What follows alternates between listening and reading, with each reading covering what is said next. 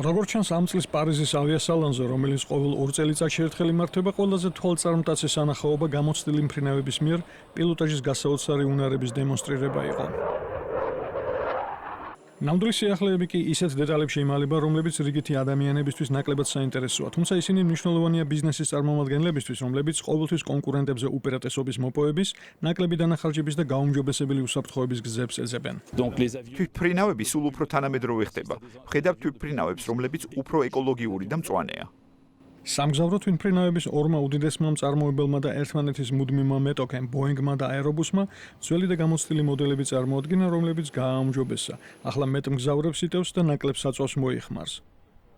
ბოინგი ამბობს, რომ მისი მოდელი B737 MAX 10 MAX 9 მოდელზე 1.5 მეტრით გრძელია და ის ვიწრო კორპუსის მქონე საუკეთესო თვითმფრინავი გახდება. ბოინგი ამბობს, რომ წარმოებაში ჩასაშვებად MAX 10 მზად 2020 წლისთვის იქნება. იმავდროულად აერობუსის საკუთარ ჯამბოჯეტ A380+-ის გაუმჯობესებულ ვერსიას წარმოადგენს, რომელსაც ფრთის წვერები დაყოფილი აქვს, რაც ფრთის სტაბილურობას ზრდის. მას გაზრდილი ტევადობაც აქვს. სამხედრო ტექნიკის მხრივ ამერიკელი მწარმოებელი Lockheed Martin შეეცდება პოტენციური კლიენტები იმაში დაარწმუნოს, რომ ცოტა ხნის წინ არსებული პრობლემების მიუხედავად მისი სტილსის ტიპის გამონადგურებელი F-35 საუკეთესო საბრძოლო მანქანაა. არიზონაში მომხდარი ინციდენტები იმით არის ფანტასტიკური, რომ თითოეულ შემთხვევაში თვითმფრინავმა პრობლემების შესახებ პილოტს აცნობა. პილოტმა კი სათანადო მოქმედებების შემდეგ თვითმფრინავი მიწაზე უსაფრთხოდ დასვა.